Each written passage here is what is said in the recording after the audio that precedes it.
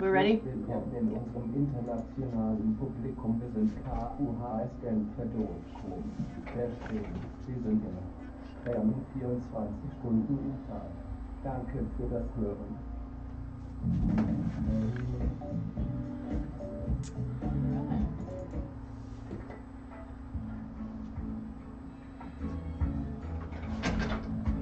Hey, good morning, everybody. Nikki Burnett here, Taste Life Nutrition Radio, streaming live on KUHSdenver.com, where today it's just me. We're going to talk about something that I think is important to a lot of us, but maybe fairly misunderstood. I know in my case it's pretty misunderstood. And so we're going to talk a little bit about recycling and the challenges of recycling. And, as far as I'm concerned, the health hazards of recycling potentially. And so we're going to jump into that. My goal is to just give information that I've found, right? It doesn't mean that everything is going to be absolutely correct. It's a little bit outside of my comfort zone, but it is, I think it's an important discussion. Some of these data points I think are important data points. I have a ton of notes here, and so we're just going to go through them and have a little discussion, and maybe we'll open some eyes and maybe we won't. And if you have anything you want to add to the conversation, then feel free to do so. So of course we start the show as always with gratitude, because gratitude can change the world. I fully believe that, and woke up this morning being super grateful for just sleeping in my cozy bed. So, we had a beautiful, beautiful weekend, Memorial Day weekend in the mountains. And, it was so interesting. One of the days, so fascinating actually, one of the days was a day where we had sun and rain and snow and sleet and wind.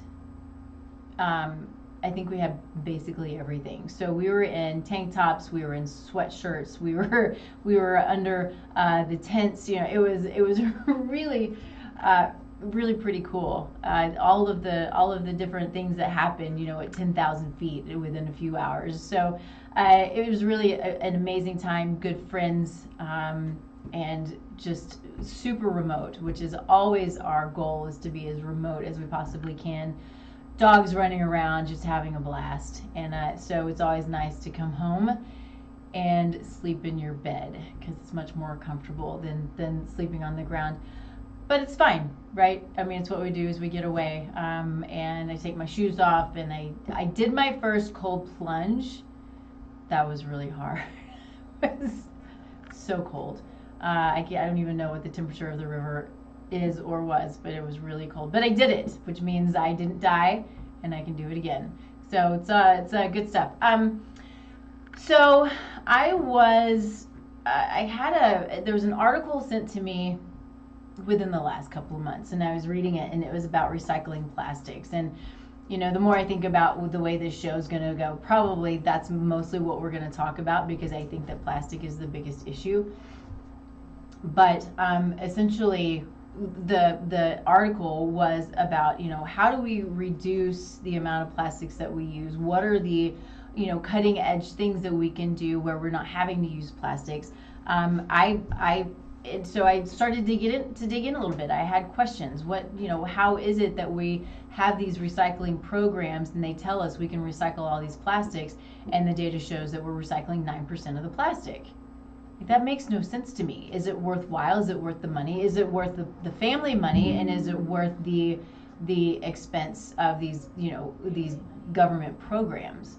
I don't know. I don't have the answers, but I think it's important to have the conversation, right?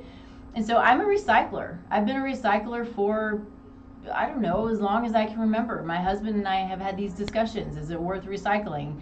Is it not worth recycling? I don't know. In my thought process, and this is probably a lot of people's thought process, is I can still recycle, and we can still have, even if it's piled up somewhere, which hurts my heart, but if it's piled up somewhere, and then someday somebody is going to take it and use it. I don't know, is that right? I have no idea. But the fact is that 9% of the plastic's getting recycled. What else though is happening when we're going through this recycling? Give me 1 second. Hey Henry, I can hear myself, so I can't concentrate. Thank you.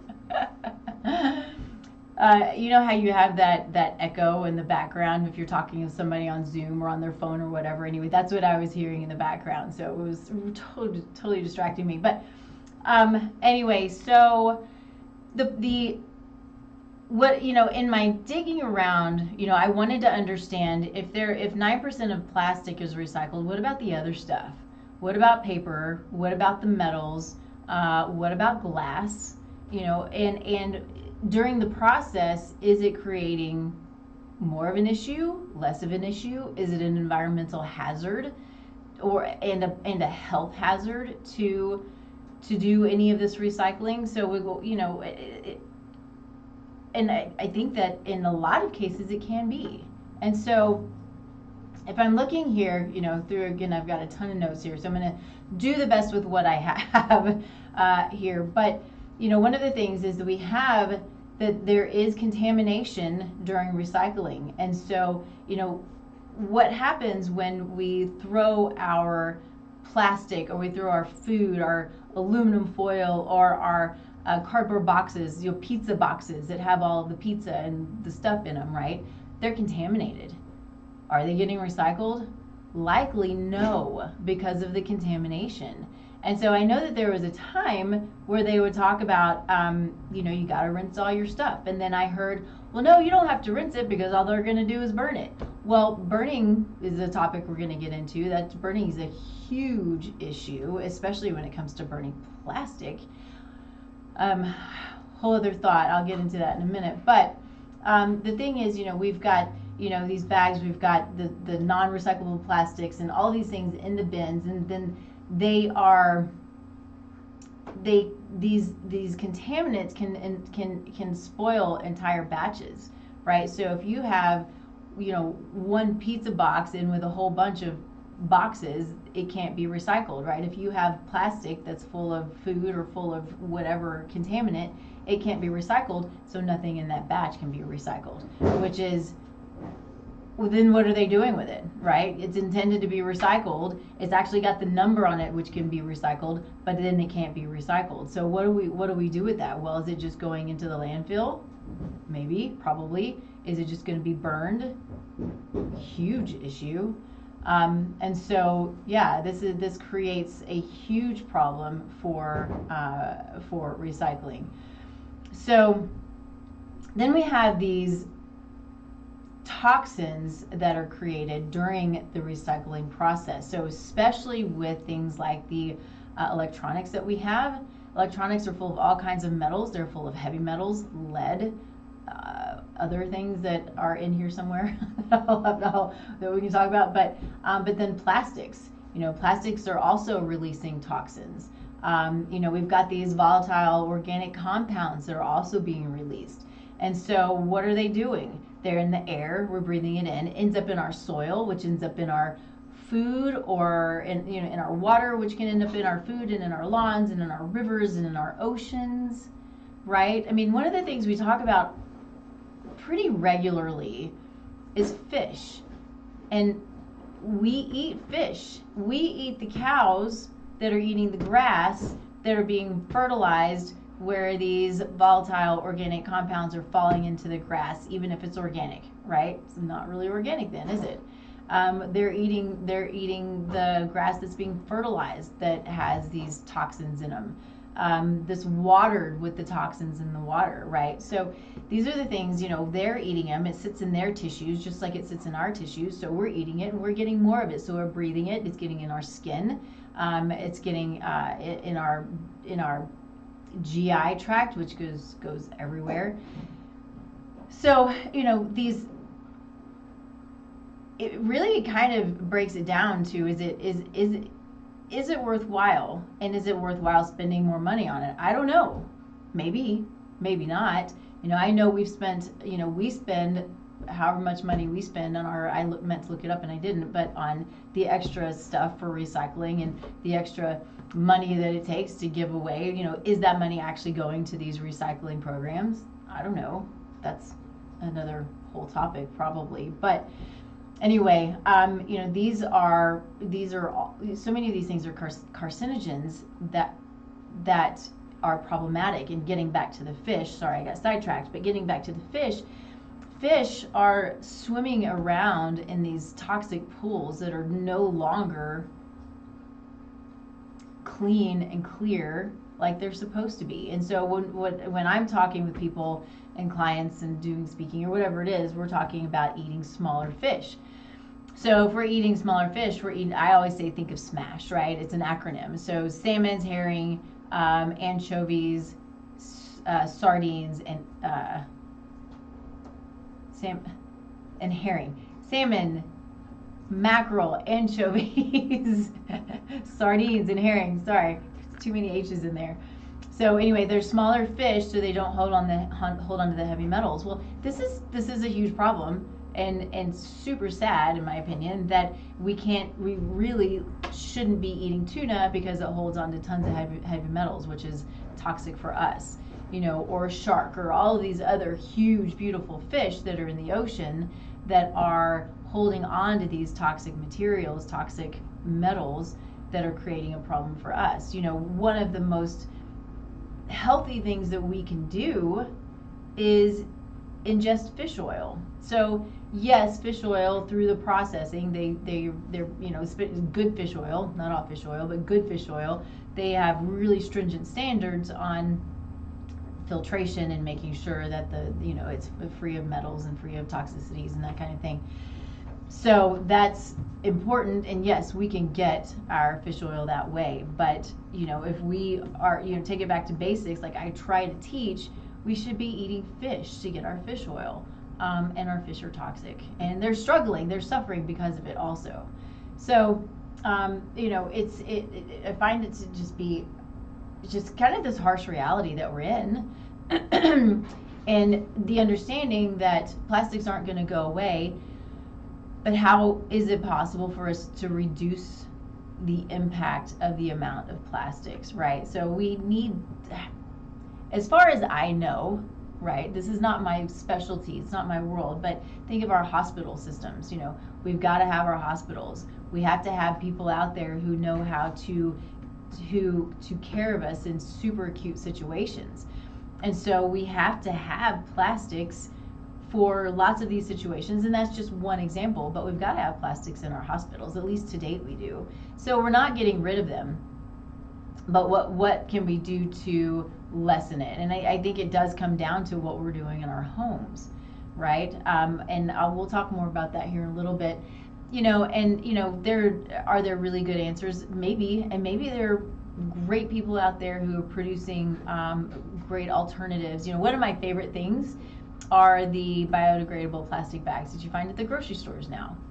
Beautiful. That's awesome. You get poop bags for dogs that are biodegradable. I mean, that's perfect, right? How can we continue that trajectory, right? How can we continue that? So let's see. Another thing that's in the other toxins in recycled plastics. And so what we're finding is that the products made from the recycled plastics contain toxic chemicals, BPA, right? We've heard of BPA, huge problem. We can test for BPA.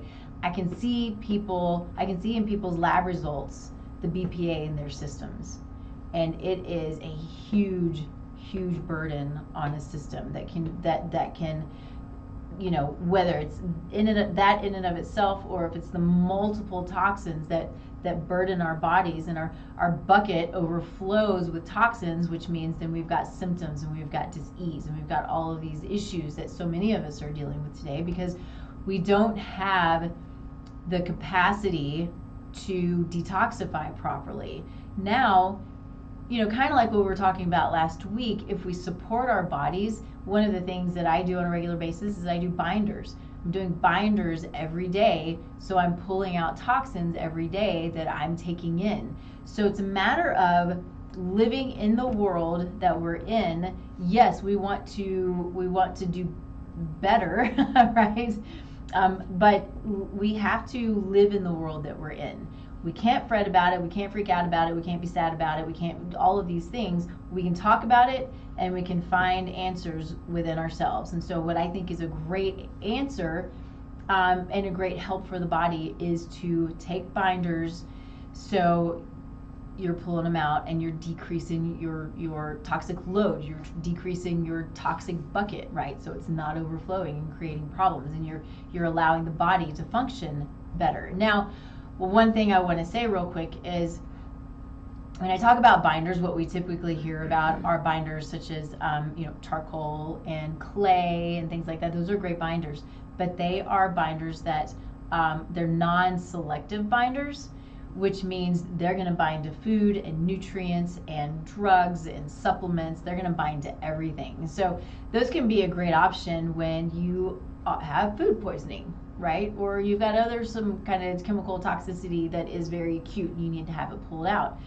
But there are other binders that are selective binders that are a much better option for taking on a regular basis, and still they're selective to those particular toxins, right? So we can take binders that are selective for heavy metals and environmental toxins. We can take binders that are selective for viruses, radiation, for other types of chemicals. We can take binders that are selective for microbial biotoxins. And these are binders that will go in, and they may have some crossover, but the way that they are made is, the chemistry around it, which again is way outside of my understanding. I can listen to it, but I don't know what he's talking about. But it's the chemistry of them. It's the way the ions attach, and all of these things that pull out these toxins, so it doesn't burden us. There are also binders for mycotoxins. So if we have mold exposure, right? So anyway, these are the things that we can consider doing on a regular basis to help our bodies to manage all of these things. And so we've got the phthalates and the flame retardants. Man, the flame retardants are just like with all of this stuff, it really is becoming ubiquitous, because we've got flame retardants, all over our homes. Think about the couches that you're bringing in your home, the rugs, the mattresses, your babies and your kids' clothes and their mattresses, and this stuff off gases, right? Off gases and creates a huge problem in our environment.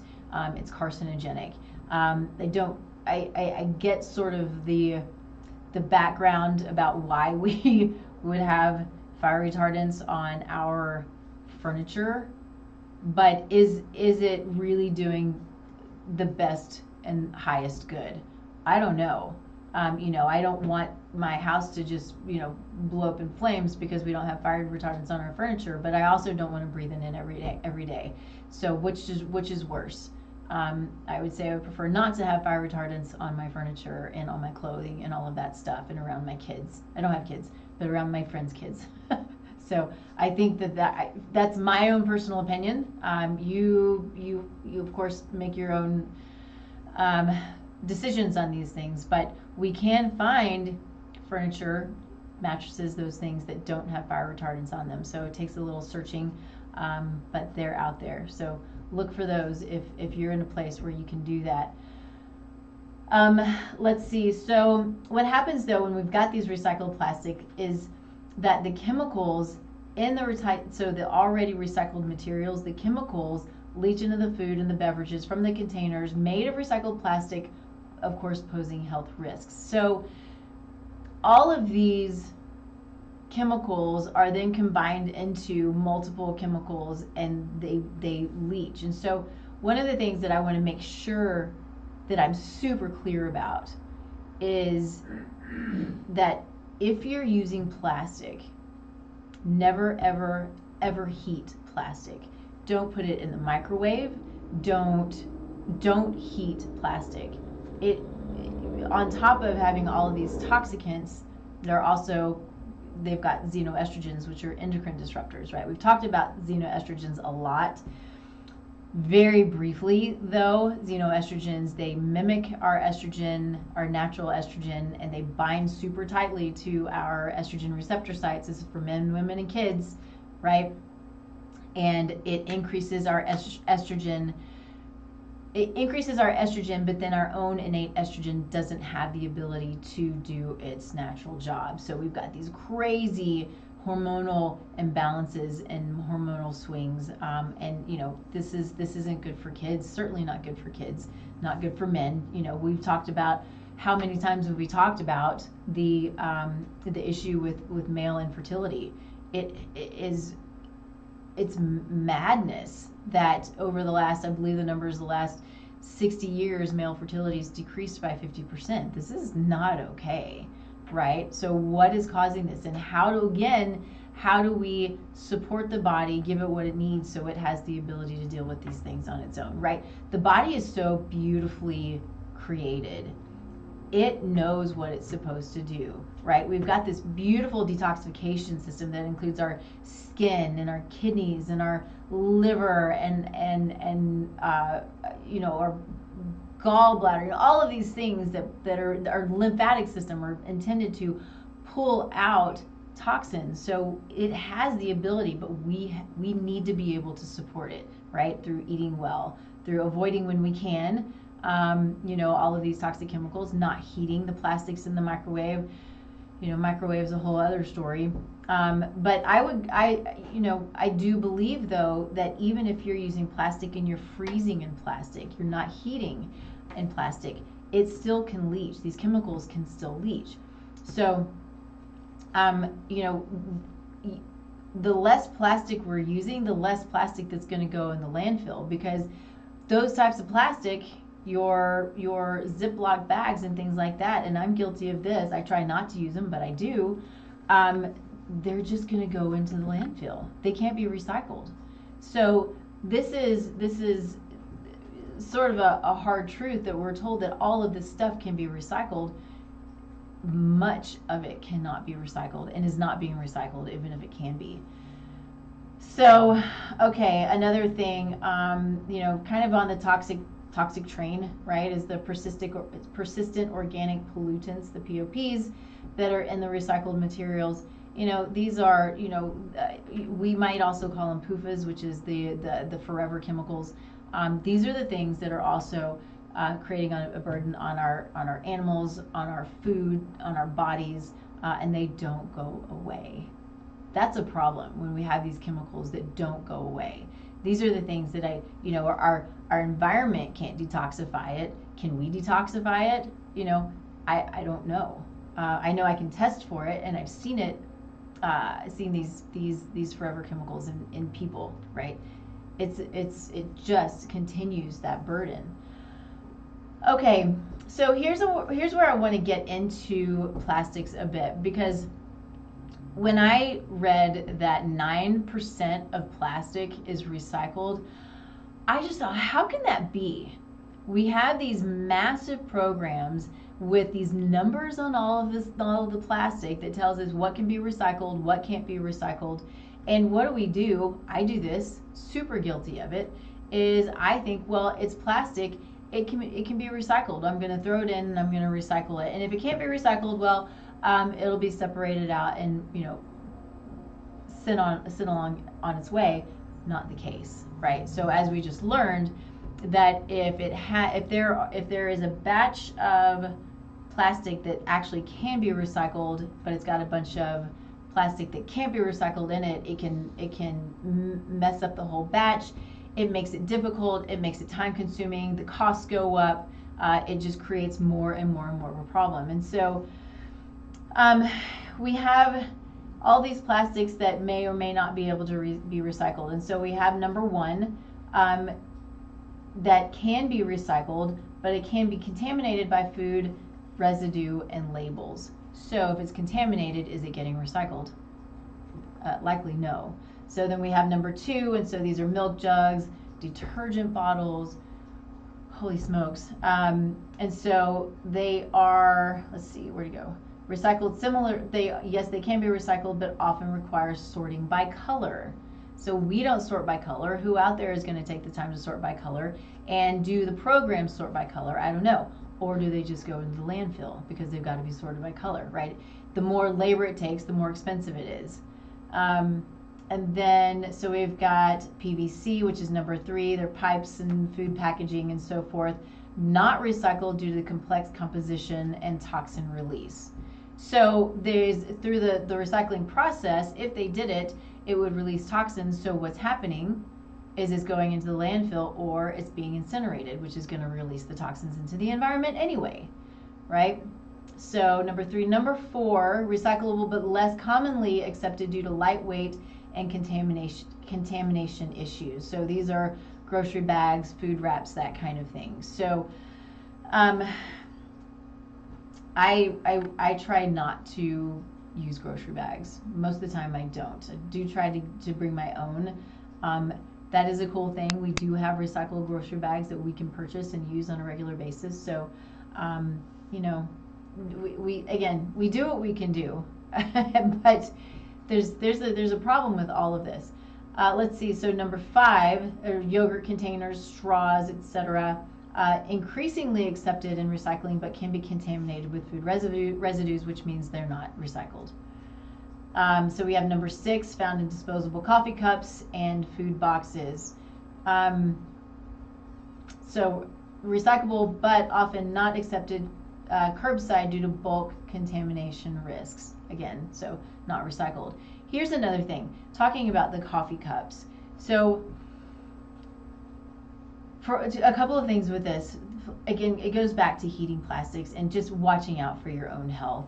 I see this all the time. It makes me crazy. So I went to get coffee last week. I think we were on our way to go camping, and so grabbed coffee, put the plastic, I didn't, but they put the plastic top on it.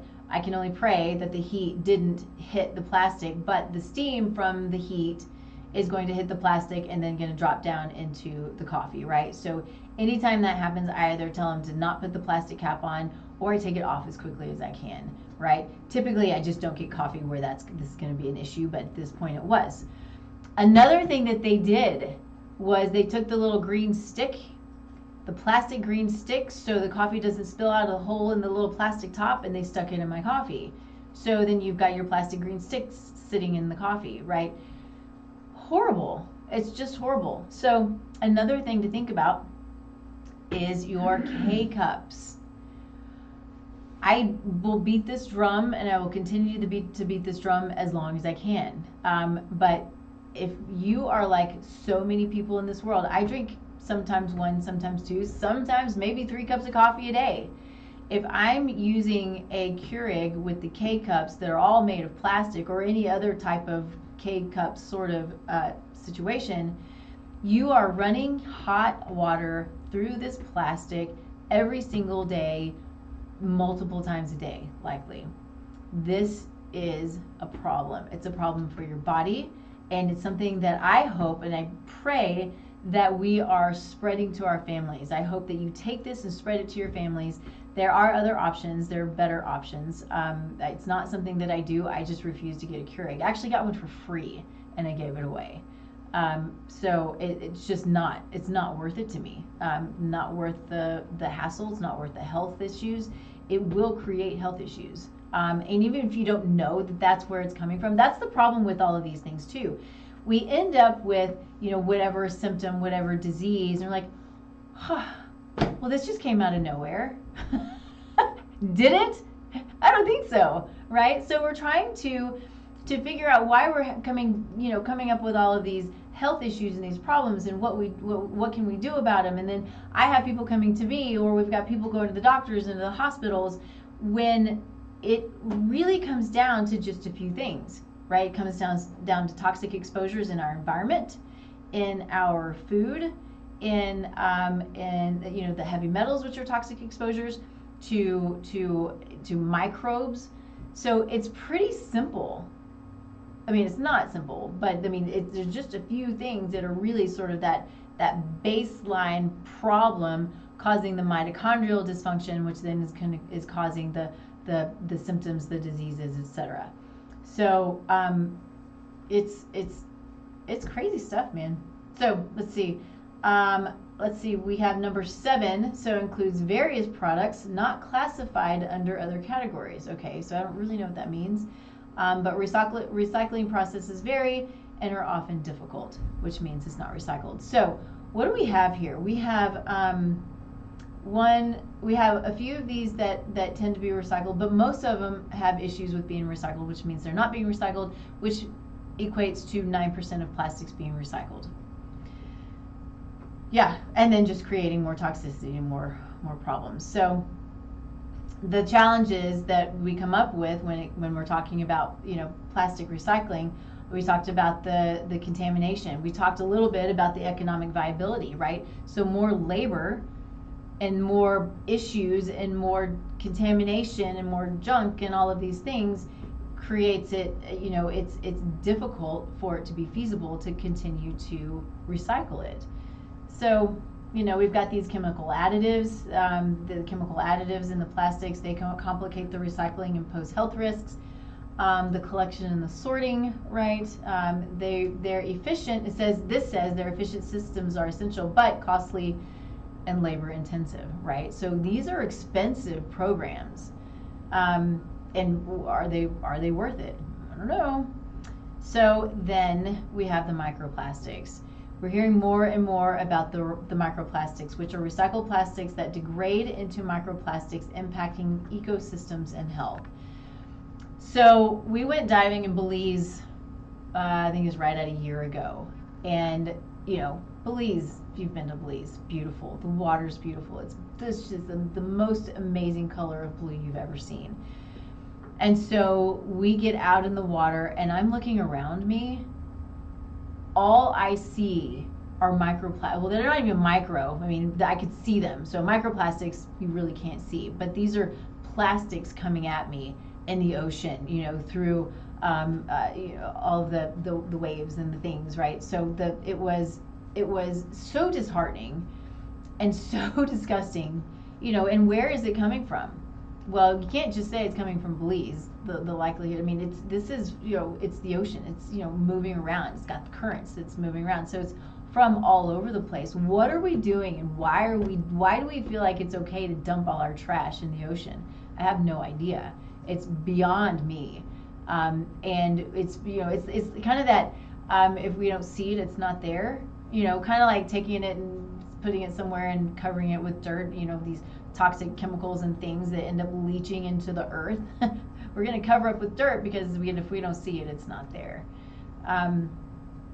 So it really is heartbreaking what we're doing to ourselves. And that's really what it is, and that's what it comes down to. It's what we're doing to ourselves.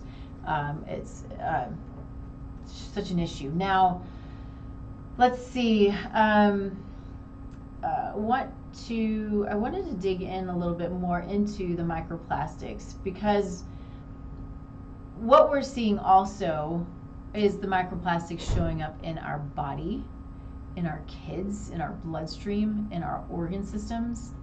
Okay, so these microplastics, we're drinking them, we're eating them. So these are things that can't be filtered out for the most part. I do believe, now I do have here that there are certain types of systems that can filter out. I'm pretty sure that distillation can filter out microplastics. This shows here, I don't know if this is factual, but I'm going to say it because, you know, maybe it is. But this is showing that reverse osmosis has the ability to filter it out. Maybe it does. I'm not really sure. And sorry, I'm not finding what I was looking for. There was another one, another filtration that showed that it might be able to filter out microplastics. So, but you know, the microplastics are detected both in our drinking water, you know, tap water, as well as in bottled water. I have a huge problem with bottled water anyway. Bottled water is a big problem. For one, because it's plastic. Now, what we're seeing that there's more water in paper. Okay, that's better, maybe. We're seeing it in aluminum. Now, aluminum can also leach. That can be a problem. but we're seeing bottled water coming out in different forms.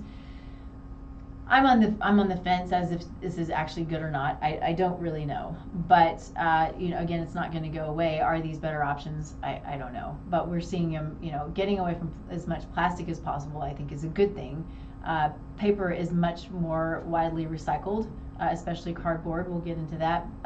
We're running low on time, which I knew we would, but I think that it's more thinking outside the box, right? And really coming down to what we can do as individuals and individual families to help decrease some of this stuff.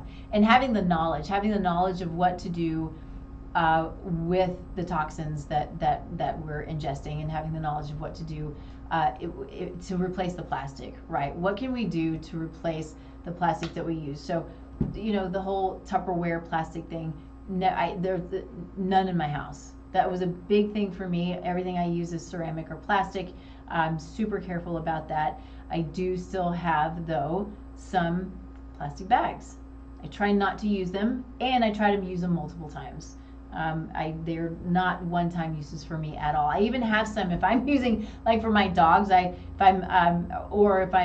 my dogs, for their dog food, for, because I make their food, if I feed them raw, and for saving my bones for making broth, and my vegetables for making broth, I actually will put those in the freezer and store them in the freezer so I can reuse them, because I'm not going to use them for anything else, especially, the raw stuff. I'm not going to use it for anything else, but I can use it over and over again for the dogs, and it sits in the freezer, and so hopefully it's not growing bacteria, hopefully.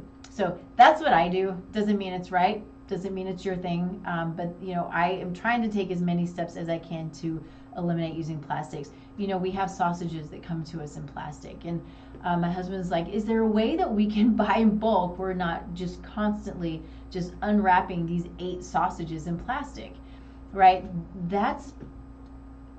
I don't know. If we, maybe we could go to our butcher and have them wrap it in paper. So we buy sausage in bulk and have them wrap it in paper. Maybe that's the better option. Still paper, and it's going to be contaminated with food, but it's using trees, but is it a better option than plastic? At least paper is biodegradable, at least to a degree, unless it's covered in wax or something. So anyway, let's move on real quick, because there are things that I'm understanding about paper, because that was a question that I had. Is paper actually recyclable? I don't know. What I am reading is that a large portion of cardboard is recyclable, which is great. So should we take the time to break down our boxes and put them into the recycle bin? Yeah, I think that makes a lot of sense, and I think that that's something that I'll continue doing. So there are other papers that can be challenging. So there's obviously contamination, there's downcycling, there's fluctuating market demand, on and on. But there are high recycling rates for paper, especially cardboard. But then there's like newspaper, not well recycled because of the heavy ink, and the ink is toxic. So that doesn't recycle well. Office paper, mixed paper, all these things. Tissue paper, it's got, people stuff all over it. That stuff's not going to be recyclable. So take that into consideration. But for sure, our boxes and our cardboard seems like a smart thing to do. Metal recycling. So I think that this is kind of simple. Metal, we can have metal and we can sell it, right? So it seems like there's a need there. And so, you've got aluminum, steel, copper, brass, lead, all of these things. But the problem can be that there's contamination. We get paint on metal. We get all these other toxins on metals, and it's got to come off. So you've got to have somebody there that's going to sort it. So that's going to increase the cost. So, but seems to be, at least according to this, there are high recycling rates. Again, makes sense to me, because people will actually buy metals, used scrap metal. Okay, so do you recycle it or do you sell it? I would sell it, or give it to somebody to sell. I don't know, something that's going to be used. Glass was an interesting one. That's one that I hear a lot, that it is more efficient just to make the glass than to recycle the glass. What I found was a little bit different of a story, showed that glass is very recyclable and that the energy it takes is less than making new glass.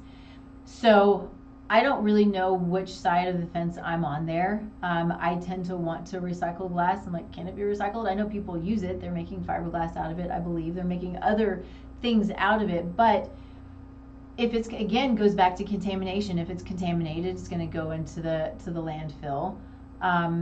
See, it's got to be sorted. There are transportation costs, right? Because glass is heavy. It's big. It's just bulky. So does it make a lot of sense? Seems like it's more expensive. Let's see. So I don't know about that one. I know my husband says it doesn't make any sense to recycle glass. Maybe that's the case. I'm not really sure. So I'm getting two sides of a story here, so I don't really know. He's pretty well versed on this stuff. So paper, metal, glass.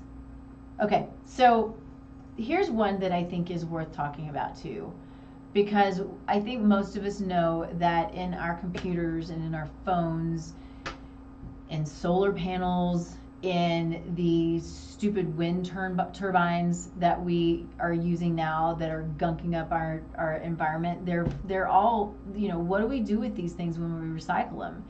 So our computers and our cell phones, these are full of lots of toxic chemicals and metals and junk, and it can become super toxic. And so they have hazardous materials in them, and so recycling of them involves handling the toxic substances. I don't know what to do about that either. If I recycle my electronics, I'm taking it to Best Buy or taking it somewhere because I'm hoping that they're going to be responsible and do something responsible with it. My hope is that they're broken down and used, but I have no idea. I don't know what to do with that. And I have, I'm certainly not going to throw it in the trash. I think that doesn't make any sense either. But, what do you do with these complex processes that it takes to recycle, which are we recycling these, the electronics? And it does show that the recycling rates are really low. So, yeah, kind of sad. Let's see. Moving on to, I think that's essentially it. So I wanted to, at least as far as some of the data points go, I hope that this is helpful. It's not to, my goal with this is not to certainly not to judge. I'm not perfect. I don't know what I'm doing. I'm trying. I think that we're all trying to a degree.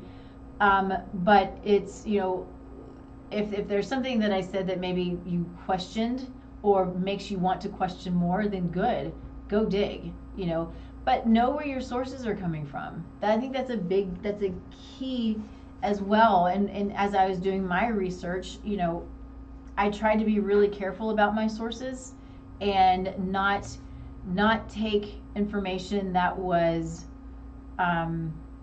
too far in one direction or from, organizations that have funding that are maybe sketchy, that kind of thing. But it's not an easy thing to research, and especially since it's not my world and it's not a lot of people's world. But my hope is the key takeaway is that we got to do better with plastic. And it comes down to just us, right? Me doing better in my own home with plastic and reusing, eliminating, when we don't buy it, the need for it goes down. So it's not going away. Petroleum products are not going away. But, if we can decrease the need for it, then that would probably be a good thing. And coming up with the other, like I said a little while ago, the plastic bags that are compostable. I love that. I love the egg cartons that are the paper and probably recycled paper. I hate it when my eggs come to me in these plastic containers because what am I going to do with them? I'm going to throw them away because I can't do anything with them. And are they recyclable? No, not as far as I know. So that's something that it's these little tiny little things. I make my almond milk, or it's not almond milk, it's actually pecan and walnut milk, and I make my own, and I put it in glass jars. So I no longer am buying almond milk that's either in paper or in plastic. I'm making my own. And it's super simple. Whole other topic. But it's these little things that I'm hoping for my family and for my sake that I am making a little tiny dent. And if we're all making little tiny dents, then, we make a big dent. is what I think is important. So I hope that I have it in here. I don't know that I do, but it gave percentages of the amounts of all of these different types of products, the metals, the paper, the plastic, the glass that are actually in the landfills. Obviously the plastic was the highest. It was I don't know if it was 20% of the landfill is plastic. And then to a lesser degree, the landfill is full of glass and metal and paper. And so what is it? I don't know how we deal with it. But again, just bringing it back to your own house, right? Your own household. And if you have other research, if there's stuff that you want to send me, I'm happy to read it, because there's a lot here, and I think that there's a lot that we can do, but there's just so much to understand. It's all super complicated, and so anyway, that's what I got, and I hope that this was helpful. I hope that you can take this and just think about making a few changes in your home environment, in your work environment. And that's what I'm going to do. I'm going to start being more aware about what I'm doing about the plastic that I'm sticking in the recycled container, because even if I'm sticking plastic in the regular trash can, I'm sticking plastic there that can't be recycled, and it's not contaminating the plastic that can be recycled. So that awareness, I think, is again another small little tiny step, being aware. So, all right. So as always, we're here 10 a.m. Mountain Time, streaming live on KUHSdenver.com. The stream. You'll find us here next week, 10 a.m. and every other Thursday you'll find us usually with guests. We've got some pretty amazing guests we have on, and I'm excited to continue to move forward. You can find me, as always, tastelifenutrition.com. You can find me on all of the socials at Taste Life Nutrition. I'm always happy to chat with you, whether it's about health stuff, whether you have ideas or thoughts or topics that you want talked about here on the show. We love thinking outside the box. I love bringing in guest thoughts, ideas that are a little outside of the conventional, that are there to do the most good, right? A little while ago, I was like, it's what is the highest and best good? And that's my goal in basically everything that I do. And what I'm trying to always, reach for, right? What is that best and highest good? So, you can go to the website if you do want to talk about health stuff. Happy to do that. My goal is to always be a resource. You go to the website and fill out an assessment that will give some information, that will give me some information, some context around what it is that you're dealing with, how it is that I might be able to help, or who I might be able to refer you to. So happy to do that as well. I have a pretty amazing network of practitioners who are awesome at what they do. And so happy to chat about that. Also remember, we have Soulful Conception. Soulful Conception, all of these things that we're talking about here, this is the stuff that impacts our future, right? The toxins in our environment, the forever chemicals, the what we can do to support our bodies to eliminate all of these chemicals and these toxins. Because when we're trying to create a little person, we need the least toxic burden that we can, because our epigenome will impact hundreds of years ahead of us, literally. I say this all the time, but I think it's so important to stress that our health today, our toxic bucket is passed on. Our trauma toxic bucket is passed on.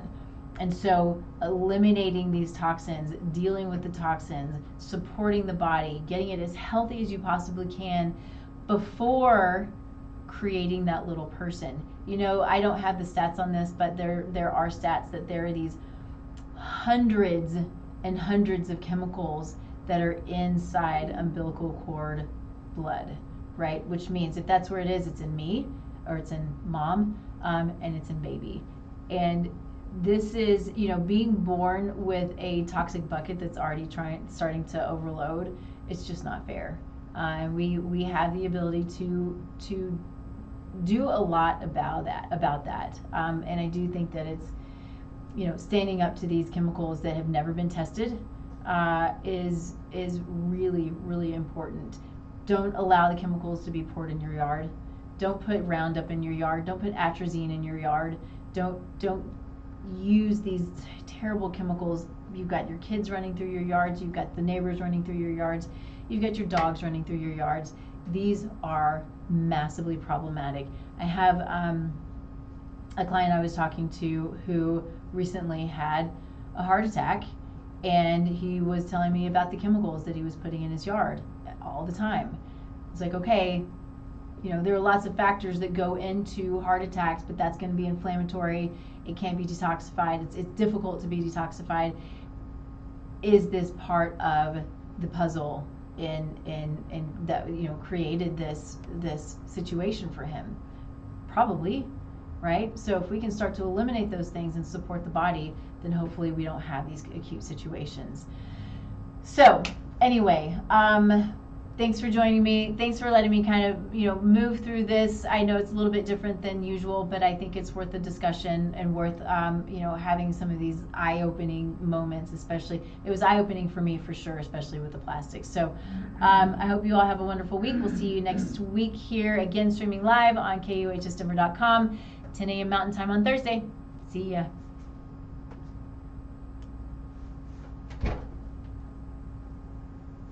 Make sure to turn off your live camera. Stop streaming. Yeah.